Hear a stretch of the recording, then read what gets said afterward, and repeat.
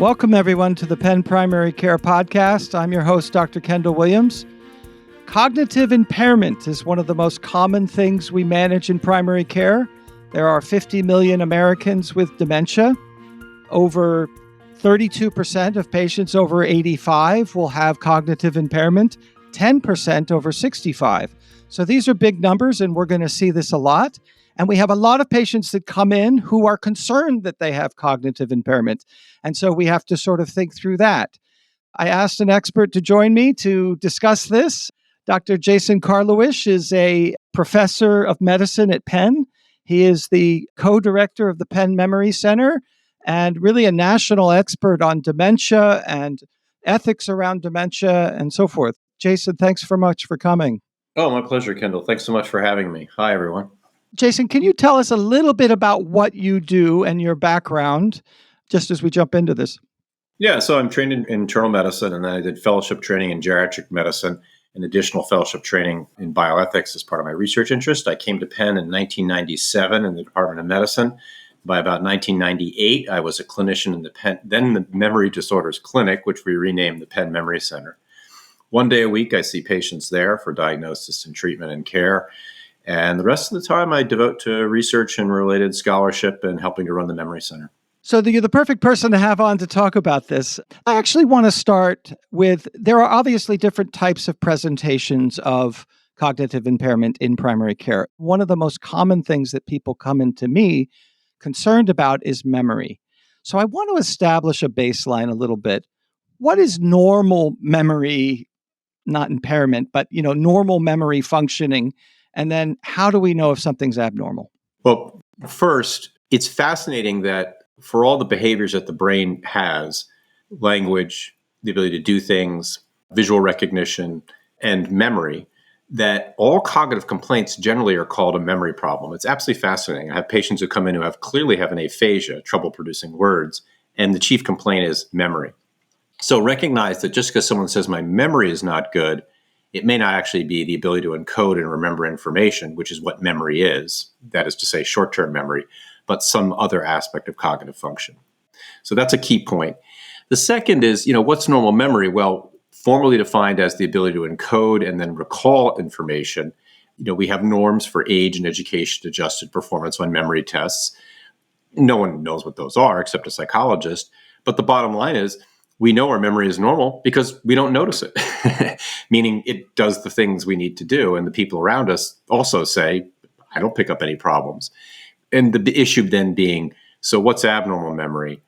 Abnormal memory, thinking like a clinician, is the person either perceives it's not working as well as it should, I'm making mistakes, I'm having trouble, or people around them say, he's making mistakes, he's having trouble, and the problem isn't physical, it's cognitive, and I'll call it memory. So then the next question is it memory or not? And the thing that usually raises my concern is if I notice it. Sometimes you just pick these things up through subtle cues in the interview process. And then the other thing is that when family members either come in with the patient or call ahead and say, my husband's coming to see you. This happened to me a couple times. My husband's coming to see you. I'm really concerned about this. Can you evaluate it? And so let's talk about the evaluation of somebody that you have a little bit greater concern for.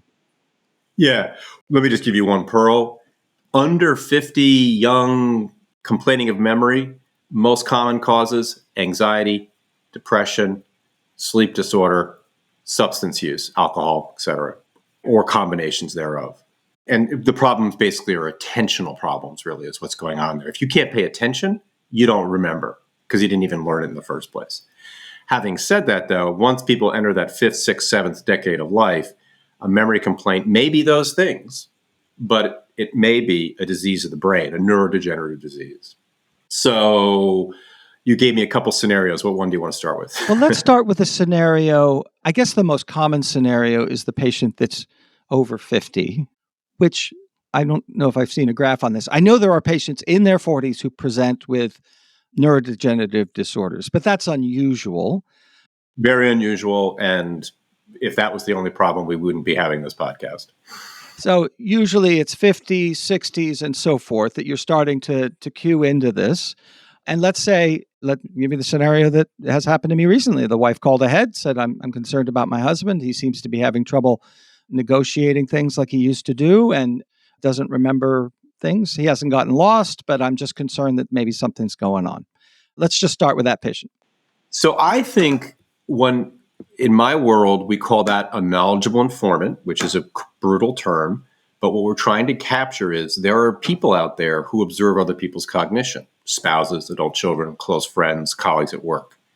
And when a knowledgeable informant calls the alert and says, I'm concerned about memory, that to me warrants an evaluation because they're perceiving changes in that person's ability to function. And that needs a workup, that needs an assessment. And actually, thank God when they do that, because they're already getting you halfway, well, forget the fraction, but they're getting you some way along in the process. Because an essential part of the workup of a cognitive complaint is to gather collateral information from a knowledgeable informant. What have you noticed? And that's very valuable information because triangulates what the patient tells you. Sometimes patients don't perceive their problems. I find more and more that's not the case if you really probe. But many patients perceive their problems, but they discount them or otherwise, frankly, because of stigma, embarrassment, and fear, don't admit them or talk about them. In fact, I mean, at the Memory Center, we don't see certain people because they just won't come in because they're so stigmatized. So if you can get them to come in with the informant, you have got clinical gold mine to find out what's going on because you can interview the patient and you can interview the informant and arrive at a reasonable understanding of whether there's cognitive impairment, and if there is, what might be causing it, and what the next steps are. So I assume you start fairly open-ended and just ask basic questions and let them open up about what they're seeing and experiencing, and then you get more specific. What are some of the specific questions you might drill down on? Well, actually, let's start generally. I'll say, so, what's the problem? What have you noticed? And I just let that chief complaint. I don't think we're supposed to call it a chief complaint anymore. But I let that chief complaint unfold and listen to it. And if I've got both in the room, I really have to give each one due time. I like to do it separately, but I have many colleagues who say I do it together with both in the room, but I just make it clear, okay, let me hear from you. What have you noticed? All right, now let me hear from you. So I get that chief complaint. And then if I don't know the patient, I then find out their bio. Because what I'm interested in is what was their peak occupation and educational attainment? Where has this brain been at? So I get a sense of where we're at. So I don't even talk about the chief complaint. And then I like to ask, what's a typical day? I think that question can be saved till later, but I'll just make the pitch that it's a very useful way to get a sense of where the person's at functionally, behaviorally, and cognitively in a very non-threatening way. Because you're just saying, what do you do all day? But you get a lot of information because if you find out, he's working at a law firm, actually just recently, was away for 3 weeks in France, cutting internet. You've got an idea where the baseline's pretty high. You know what you're dealing with. So my appeal would be just get the baseline biographically to get a sense of where the brain was at, and in the real world to get a sense of what's up with the brain. This is for a new patient visit with me. So unlike a primary care doctor who may know all those things, but never underestimate that those things may have changed since the last time you chatted about them when you were talking about blood pressure or whatnot. But let's drill down now on what I would ask about in terms of the specifics. In interviewing the informant, I'll ask, so have you noticed any changes in Bob's memory? Would you say yes or no?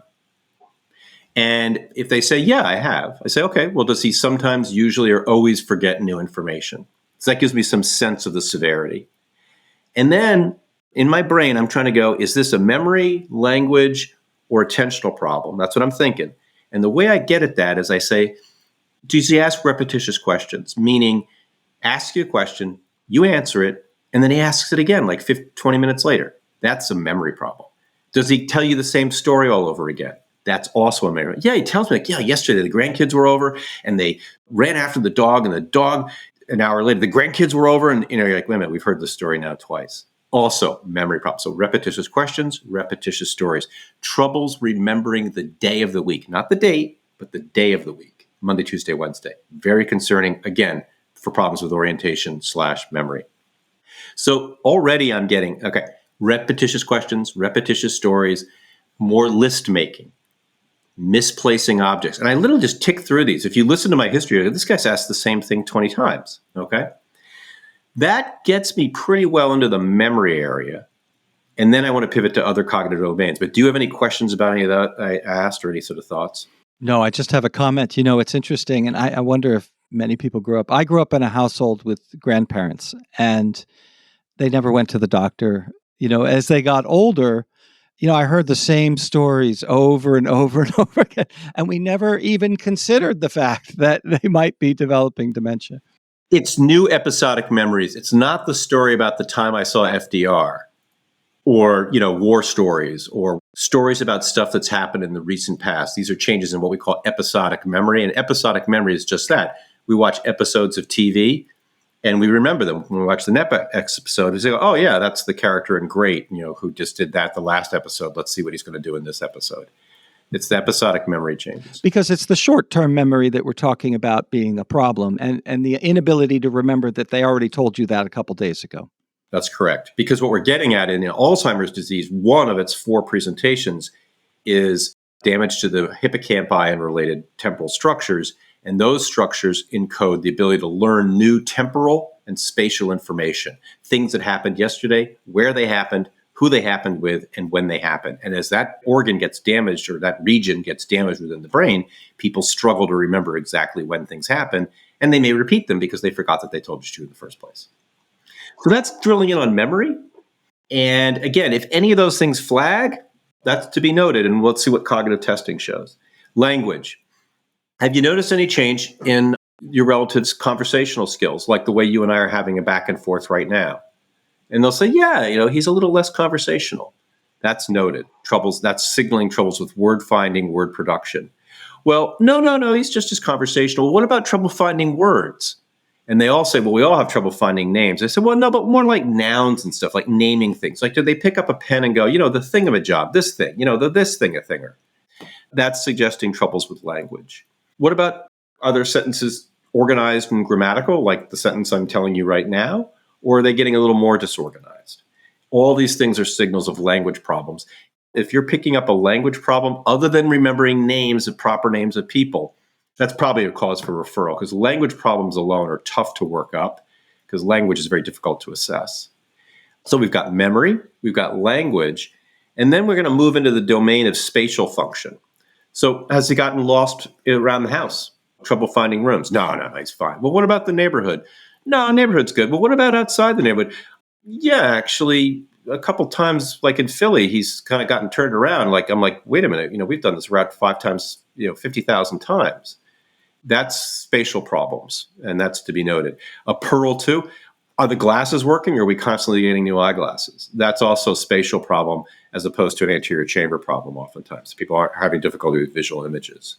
And again, if you sat in my exam room, you'd be like, my God, he asks the same thing all the time.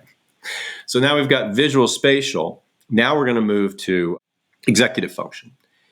And have you noticed any change in her decision making?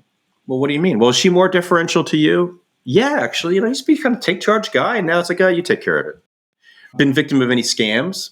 Actually, yeah, I was kind of freaked out that he, I couldn't get off the phone. I'm like, honey, hang it up. Come on, So changes in decision making, scams. And then I ask about mood. How's her mood? Focusing on depression and anxiety, 2 of the most common symptoms. Pearl, when people bring up what they think is depression, you'll say, well, tell me what you notice. He says, he just sits there, doesn't do anything. That might be apathy, which is the lack of initiative, another very common symptom in neurodegenerative diseases. Lack of initiative. It's basically the teenager won't get off the couch kind of thing, but it's now happening in later life. And then finally, we've got mood down.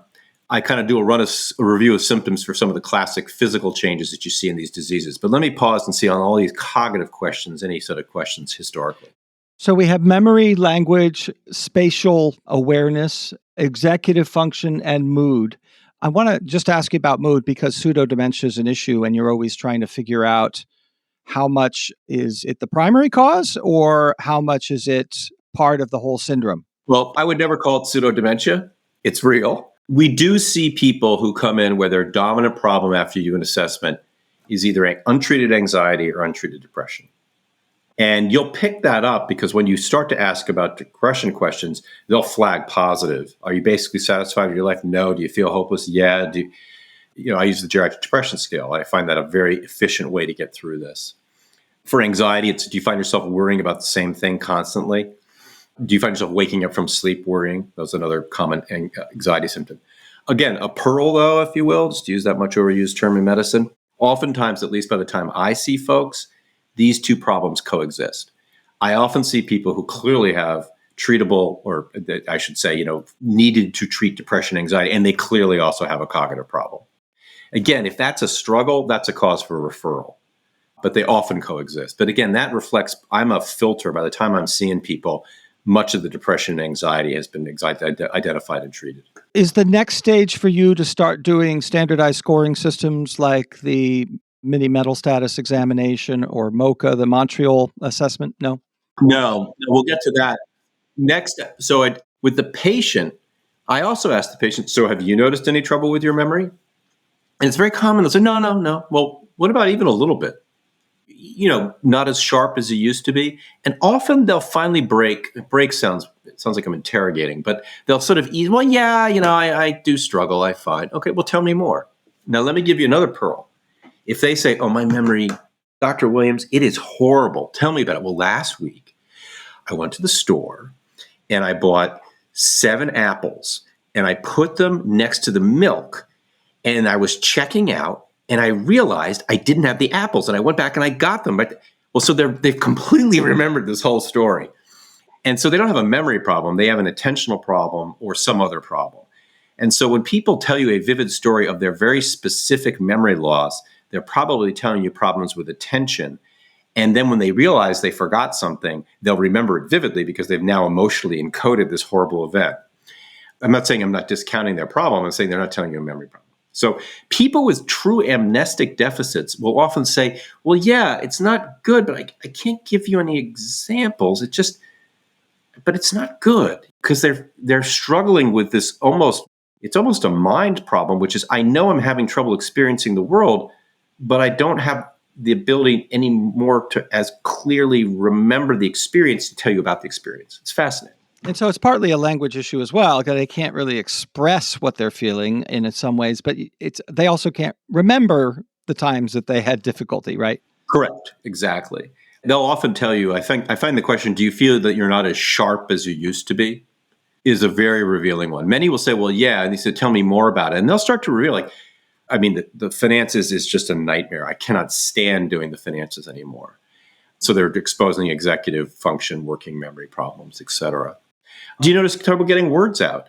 Patients who are showing aphasia will tell you, yeah, no, I struggle. I really am like, what, the thing, the what? They'll tell you I'm struggling to find words. And also assess their mood, obviously, which we have already kind of said, but, assess their mood. So I'm getting that history from the informant. I'm getting that history from the patient. If you can only get it from the patient, that's okay.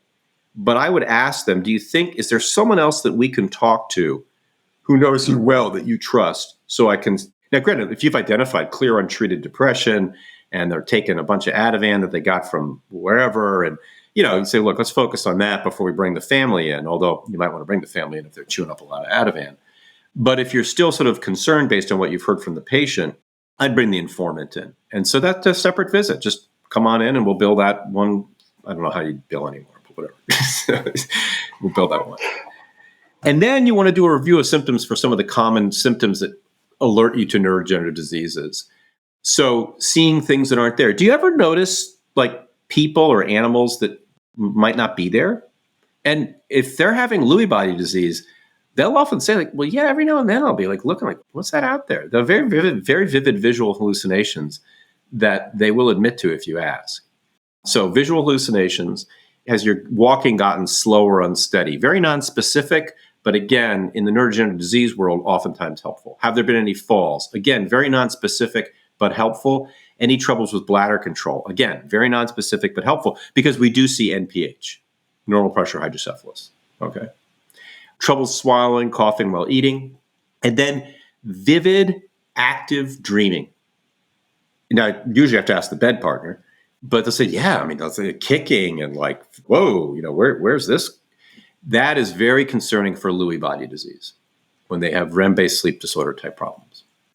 And I asked about snoring because sleep apnea can lead to chronic hypoxia, and that can cause attentional problems. So that's a checklist of kind of key things to ask in that list. So everything we've done so far is history. I haven't done any cognitive testing yet. Do you want to do so?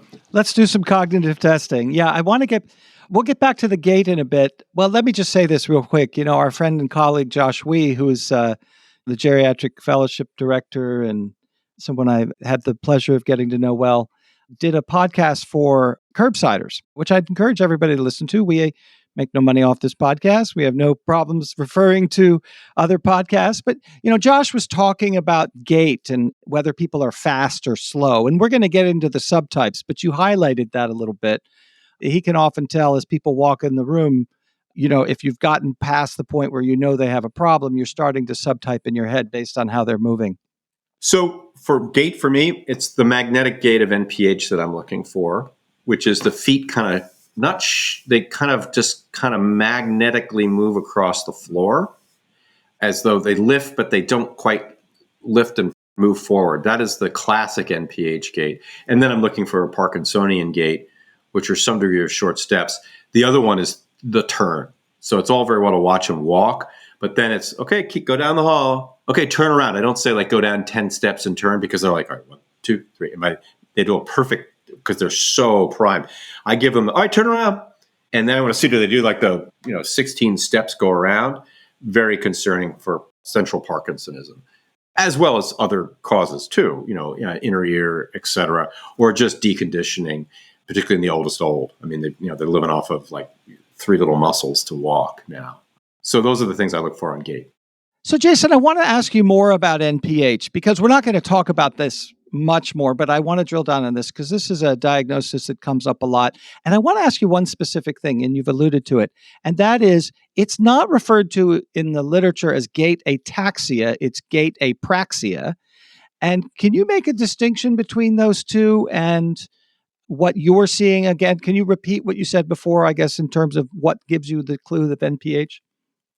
I think we can overthink this. I think the gait of NPH, first of all, I see NPH patients where the gait is pretty unremarkable, but the cognitive phenotype is pretty compelling. And really it comes down to the cognitive phenotype really looks like NPH.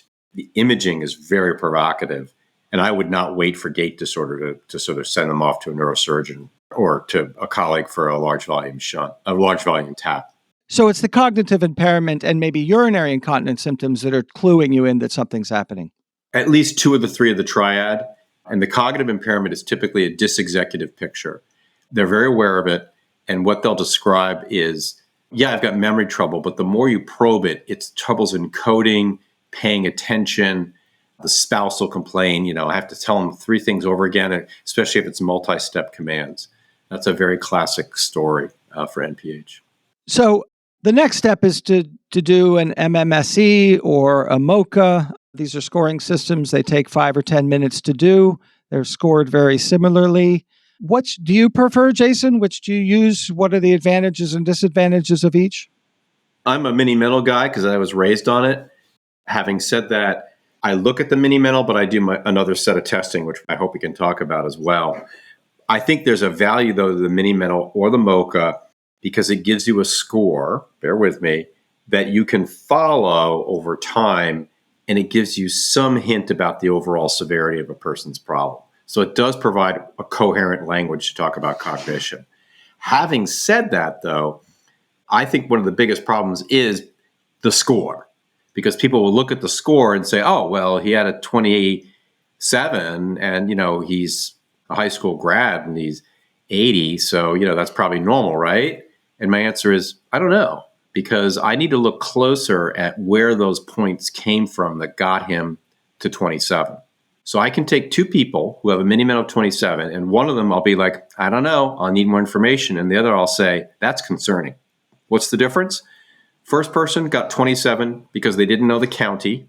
Who knows the county, especially if you're in, like I grew up in New Jersey, everyone knows the counties. No one knows counties in Pennsylvania. They don't know the county and don't know ifs, ands, or buts. They said no if, and, or but. And when they were asked to take the paper with the right hand, they took it with the left hand or whatever. I don't know what that means. But if they got a 27 because they lost all three on the memory item, that's concerning. So same score, but different causes, if you will, to get to that same score, very different interpretations. Now, the advantage of the MoCA is it's a harder test. It's got the clock draw, it's got a fluency task, etc. Whereas the mini-mental is heavily weighted towards orientation, a little bit of memory, etc. The pearl I would give is pick a test, get to know it, but by getting to know it, really look at the score, the subscores. Where did they make their errors? And to what degree do those errors match up with what you've heard in history to say, oh yeah, you're right, there it is. They spelled world backwards completely wrong, and there are all these attentional problems. So that helps to support what's going on. Having said that, I think one of the problems with the mini-mental especially is you can do pretty well on it and clearly have cognitive impairment because it's not a very hard test. The MoCA is a little harder, so it's a bit more sensitive to pick up impairment. So I think if I had to pick one, I'd do the MoCA. It does take a bit of time, but it, again, can be worth the effort to really, if you drill down on the subscores, get a sense of how what the nature of their impairments is. Will MoCA pick up patients earlier in the course than the mini-mental? Arguably it will. Again, it's the subscores because it has the clock draw, it has a fluency task, stuff that's just not in the mini-mental. All these tests is just a gamish of little subtests put together into a total score. There's no magic or mystery to these tests. They're just, give me a 10-item orientation, a 3-item recall, a 5-item attentional task, etc.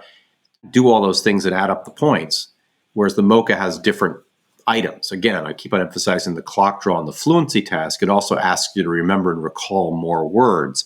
So it's just a harder memory test, it has more attention and executive function measures, which again are just going to give you more opportunities to pick up impairment compared to the limited stuff that the mini-mental measures, which is more oriented around orientation and memory, quite frankly. So I guess, based on those scores and your overall assessment, you're making, I think of this as staging. I don't think that's the right word, but where are they at in the process? So let me give you, in the end, after you get all this data, history, testing, the question you have to ask yourself is there cognitive impairment or not? Meaning the person's performance and cognition suggests that it is no longer, quote, normal, that there are changes in cognition that are causing either inefficiencies or disabilities in daily life. And those two words that I used are really important, inefficiencies or disabilities. And so let me drill down on them. When I say someone has inefficiencies in their daily life caused by cognitive impairment, what I'm saying is they still get things done. They still do their finances. They still shop. They still cook. They still travel from one place to the other, but it takes them longer. They make mistakes and they catch them. They're inefficient. The other term for people with inefficiencies in daily life is mild cognitive impairment. That's what mild cognitive impairment is. Mild cognitive impairment is someone who has cognitive changes that are causing inefficiencies in daily life. Just what I described. Dementia, I gave it away. The disabilities, if someone has cognitive impairment that's causing disabilities, they're describing dementia. In other words, I am having trouble cooking. I have burned pots on the stove. I have screwed up a recipe. Thanksgiving dinner went from being the much anticipated annual event to being kind of an embarrassing story of missteps. That's a classic history we get around the holiday. By January, they screwed up Thanksgiving and our Christmas meal. Highly complex executive function activity. Disability is dementia. So when I say someone has dementia, I'm simply saying they have cognitive impairment that's causing disabilities. I use that phrase, that term disability. I recognize many here that they wait a minute, physical disability? Like you can't climb the stairs? No, it's disability caused by cognitive problems. So mild cognitive impairment, inefficiencies in daily life, dementia, disability. Now, where one ends and the other begins is a judgment call. How much impairment constitutes disability versus MC? I think these are just, we could perseverate about it. The bottom line is I'm picking up cognitive impairment and it's causing troubles in daily life. Final point in this discourse, is I've been talking about day-to-day function. And so one other key point in history to get is to run through the instrumental activities of daily living, meaning managing money, medications, transportation, technology. Because, and I like that focus, money, meds, transportation, technology, because those are very cognitively intensive activities. And if someone's having inefficiencies or impairments in them, they are essentially telling you I'm having cognitive problems. Lost while driving, meals not prepared the way they used to be, still makes them, but not as sophisticated as they used to be, or there's some errors here, etc. Checkbooks no longer balanced. Bills have been paid twice or not paid at all. Medication prescriptions are kind of in disarray, etc. Those are pearls that there are cognitive changes going on. With technology, okay on the smartphone, but kind of the texts are getting a little more wacky, etc. Got him a new iPad, and never mind, we could not learn that iPad. It's just the new iPad was a torture. Those are all clues. They're very real world. And I'm on a ramble, but I think this is important. They're also telling you as a clinician the kind of care the person's going to need from their caregiver. So long-winded discourse. We started talking about the mini-mental and the MoCA, but it led to, is there cognitive impairment? If there is, are we talking MCI inefficiencies or dementia disability? And the way you arrive at that is you assess day-to-day function. You asked about managing money, meds, technology, and transportation. That's very helpful. So let's get to as you're starting to sort of subtype have a patient with cognitive impairment. You maybe even say that they have dementia because you're seeing some real disability. And then you're now subtyping into the various types. Can we go over for our audience the various subtypes of dementia? We'll just start with Alzheimer's disease because that's the most common. This is going to be 60 to 70% of patients, I understand. Maybe, yeah. The more we know, the more things get complicated. So once upon a time, but not too long ago, the only way you could be diagnosed with Alzheimer's disease is if you had dementia, because Alzheimer's was a clinical diagnosis. In other words, is there dementia? Yes, then what's the cause? The description of mild cognitive impairment began to upend that, because mild cognitive impairment was simply describing people with the earliest signs and symptoms of Alzheimer's disease. They just haven't yet progressed to dementia. Now, amazing, wait a minute, not everyone with MCI has Alzheimer's. That's right.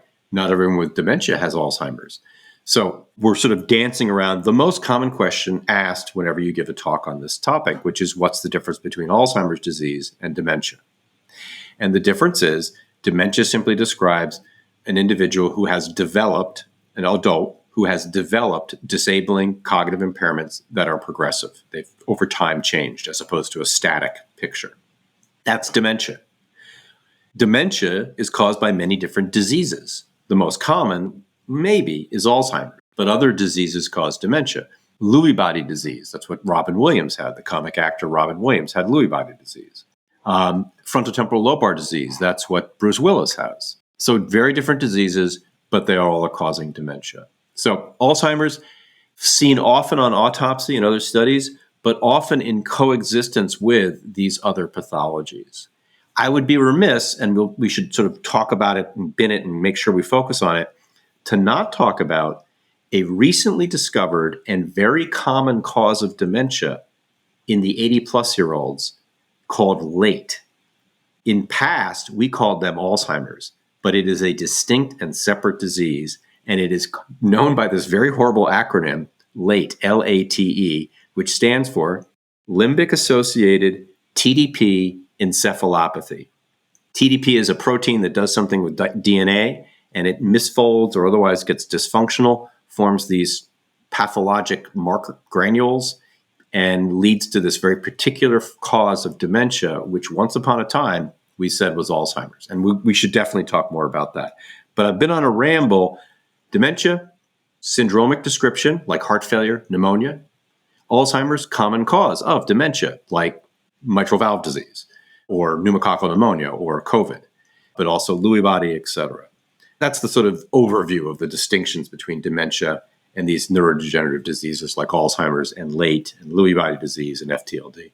I wanted to ask you about late because I had a patient I sent to one of your colleagues who came back with read the note, and he said he thinks he has late. And I said, I have no idea what that is. So I looked it up and so forth. But my understanding is that these folks, it's primarily memory associated, a more benign prognosis, and it manifests much in the memory domain. Yes and no. Pure late, meaning, and I hate these words pure when we describe diseases, but late and late alone is the dominant regions of the brain affected are hippocampal structures and parahippocampal structures, particularly amygdala and some prefrontal cortex. So the classic story of a person who only has TDP-43 disease is a notable amnesia and some changes in social cognition. They're more likely to be scammed, make some misjudgments around reading other people's emotions, and have some trouble with decision making, problem solving, multitasking, like managing the finances. The natural history of late is one that is quite slow. Families will often say this has been going on for a number of years. It's only gotten worse lately. No pun intended. Oftentimes, though, late coexists with Alzheimer's pathology, and in those patients, it often progresses faster. Just because it progresses slowly is no reason to underestimate the severity of it. In fact, it is a uniquely distinct disease requiring a uniquely distinct approach to its care. The patients have changes in their emotional processing and executive function, and oftentimes are victims of scams and make mistakes in finances and other higher level functions. They have well-preserved semantic memory. Semantic memory is a term that describes our knowledge of facts and language, distinct from episodic memory. Episodic memory is learning new information and retaining it, stories, events, things like that. Semantic memory is our ability to learn facts and remember it. Everyone on this who's listening to this podcast is engaging in both learning some episodic memory. Kendall and Jason had this fascinating conversation, and it was kind of fun. That's an episode in your podcast. Semantic memory is all the facts that we're shoving into people's heads in this cause.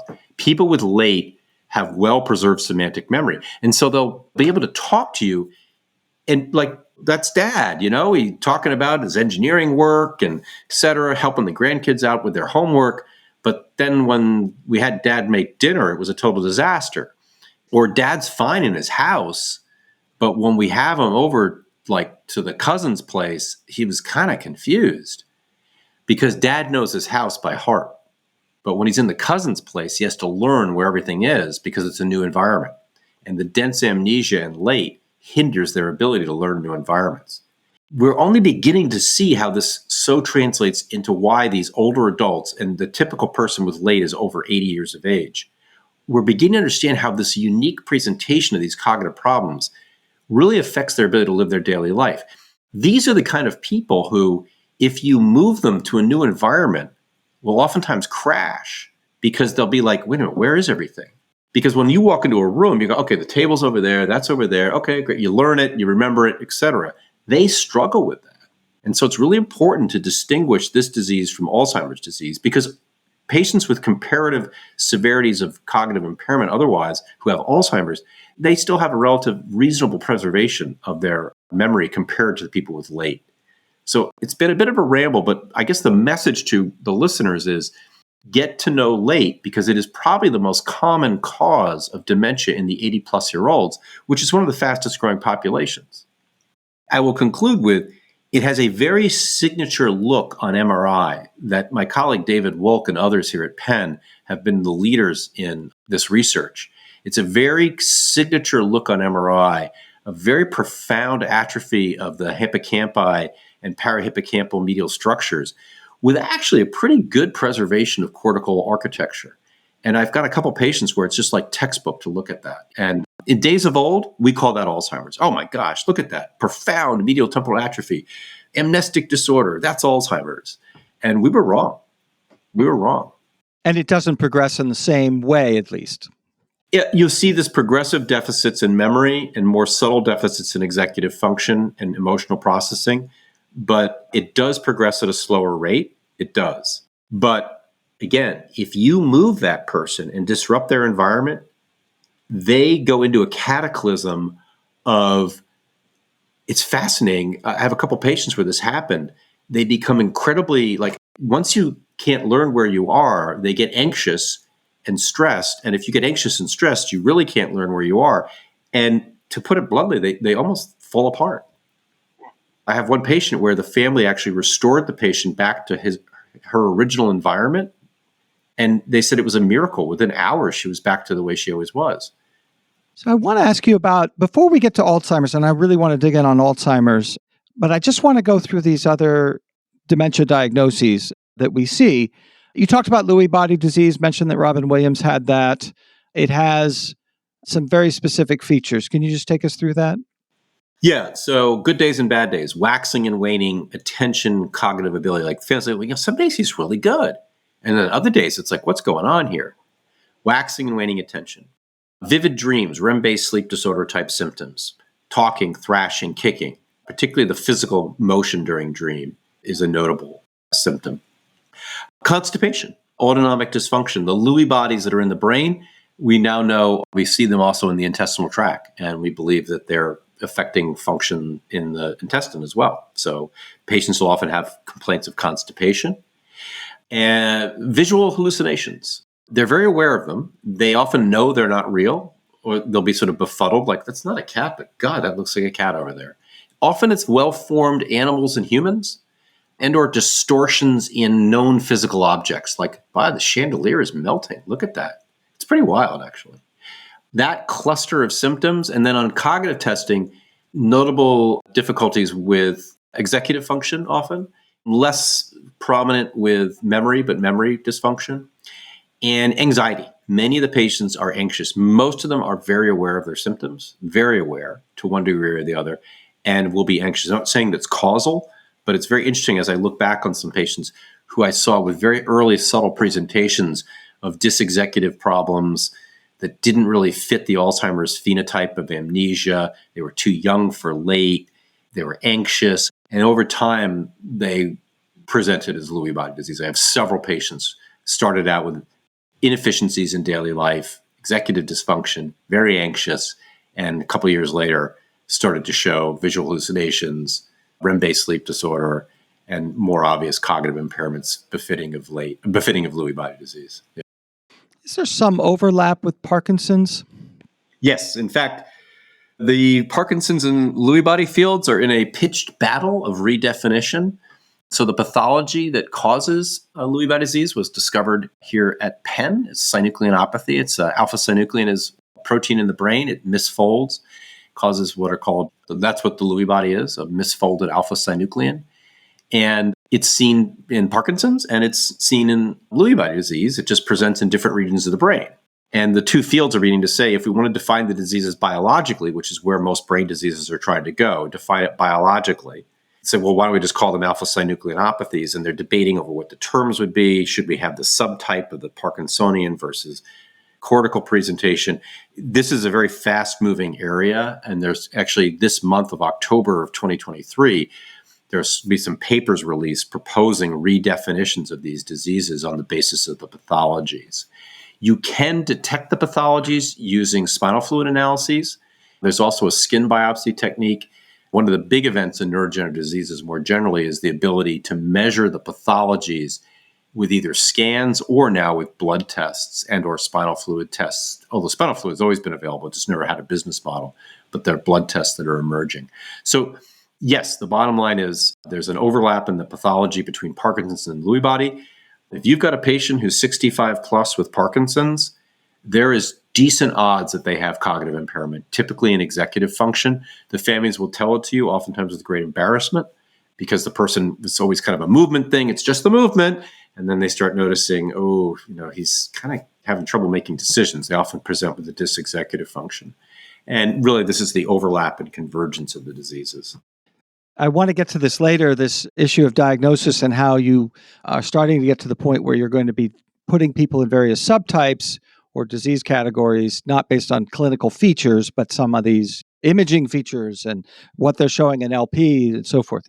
I want to talk about frontotemporal dementia because it is an earlier in life disease and has very characteristic features.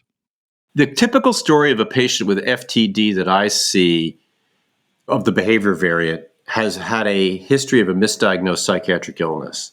The classic story is diagnosed with late onset bipolar disease. He was fine until he was 61, and then things changed and he was diagnosed with bipolar disease. And what oftentimes that is a presentation actually of behavioral variant FTD. Notable changes in personality and social cognition. If you're suspecting behavioral variant FTD, that needs a referral. I would be very reluctant to make that diagnosis without a subsequent workup because they do fine on cognitive testing, many of the patients. In fact, they'll memorize the tests. They'll come in and tell you the mini-mental. Meanwhile, they're, binge eating, looking at pornography in public settings, hoarding empty Starbucks coffee cups, only 8 ounces. That's all. I only collect the 8-ounce cups. A variety of changes in behavior, social cognition along lines of obsessions, compulsions, disinhibitions, and oftentimes devastating loss of empathy and emotional recognition. That's the typical behavior variant FTD story. And again, if you're suspecting that needs a referral, I think. There's other variants of the diseases that present with what's called a semantic variant of FTD, where the problem is production of language. And again, this is the kind of patient where the family will say that there's something wrong with his memory, but the more you test memory, it's like, I'm not picking up memory problems. Again, they're probably suggesting a language problem, which again is the kind of patient for a referral and a workup on that. The typical ages of onset are in the 60s. Now, to make things even more wild, FTD is caused by a couple different pathologies, one of which is TDP-43, which is the same pathology that causes late, but it's in different regions of the brain. Now, this has caused a minor firefight between the FTD community and the late community because it's given the pathology, who owns the disease, it becomes a fascinating issue. So you've got these 60-year-olds with marked behavioral changes who have TDP-43 disease, and you've got these 83-year-olds with mild behavior changes, dense amnesia, who also have TDP-43. The difference is where in the brain these problems are happening. Literally the location of the lesions. Jason, this is great stuff. I can see now that we're going to have you back for a second part. Are you okay with that? Yeah, sure. That's great. I also want to ask you about vascular dementia, otherwise known as multi-infarct dementia. I think this is usually a little more obvious because you have imaging that's very suggestive and pattern, but can you tell us what you think about that? Yeah, vascular dementia, it's a bit like trends in, art and culture. Namely, we can see it on MRR, but beyond the subjective assessment of, gee, that looks like vascular disease, we really don't have any further way to quantitate it. It's very frustrating in that sense. So what am I trying to get at? First of all, the typical story of vascular dementia is amnesia, executive dysfunction. In other words, they just have a hard time learning things and therefore remembering. And even if they learned it, they struggle to remember, but they just don't perform like the classic amnestic person who learns it. You get like the cognitive testing I do, never mind mini-mental, I drill an address into the person's head. And they remember this address. And I say, I'm going to remember that. I'll ask it to you later. A person with Alzheimer's temporal limbic amnestic form will not remember it or remember it only a little bit. A vascular dementia person will also struggle, but then get little bits of it. And if you give them clues, like, was his name John, Joe, or Jim, they'll go, oh, it was Joe. And you're like, yeah, it was Joe. So anyway, it's a particular presentation that looks a lot like amnestic Alzheimer's, but then they're not as bad. But anyway, you image them and they're loaded with white matter disease. Now you say, okay, Jason, how much is loaded? And that's where I fall apart, because literally we look at the MRIs, we go, that looks like a lot of vascular disease. And we're like, okay, I guess it does. It does a little bit of a looping effect. Like, given what you've told me, I'll call that amount of white matter disease vascular disease. But if you said to me, this guy's totally cognitively normal, here's his MRI, I'd say, I guess he's very resilient. And it's kind of the dirty secret in the field. Nonetheless, and I think the issue is it's not just how much white matter disease, it's where it's seen in the brain. And that we're not very good at yet, quantitating how much and the regions within the brain that is seen. But it is white matter disease, patchy white matter disease seen on the FLAIR images of MRI. By the way, I don't order CAT scans anymore unless the person can't get an MRI. By the way, MRI is the test of choice for evaluating brain architecture and for looking for vascular disease. You probably have a lot of coexistent vascular disease in all patients just because of how common it is generally in the population. Yeah, I would say like the most common combination is Lewy body with vascular or Alzheimer's with vascular. That's the most common cause. If I had to put the bundle together of thinking through the last 100 patients. I can't help but ask you this question because it comes up a lot in primary care. And I asked the preventive cardiologist the same question, and they had an answer. But, we are always talking with patients about statins. So I give my spiel. I say, the second most common cause of dementia is vascular dementia. And so statins are going to reduce the risk of that. But do you have any concerns about cognitive impairment with statins? The answer is no, but I know there are people who are adamant, like I got on the statin and never thought clear again. I was part of a cohort, large database case control study of 5,000 people on statins and 50,000 not. And I couldn't make heads or tails of what we found, except I think you just take an empirical approach to them. They complain of cognition, well, let's stop it. Let's try it again, try a different one. I don't find that story holds up much. What does hold up is untreated hypertension. We have good data that increases your risk of dementia. And we have reasonable data that treating hypertension lowers the risk of dementia. It's not so compelling with statins in terms of the data from randomized trials. Years and years and years ago, we did a clinical trial, the NIH did, of statins for people with Alzheimer's. The thing is that was in the days before we had biomarker confirmation whether they had Alzheimer's, which my guess meant that 30% of the people didn't have Alzheimer's. Wasn't a study powered or designed to look at vascular disease. So I think it's one of those studies where we don't know what to conclude from it.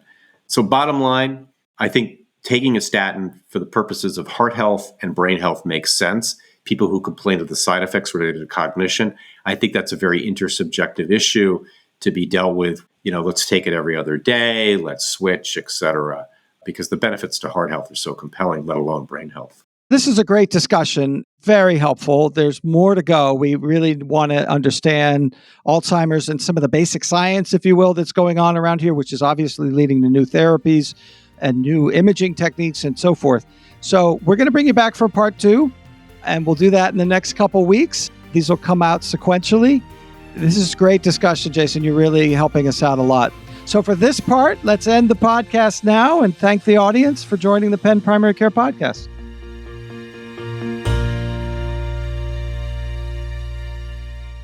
Please note that this podcast is for educational purposes only. For specific questions, please contact your physician, and if an emergency, please call 911 or go to the nearest emergency department.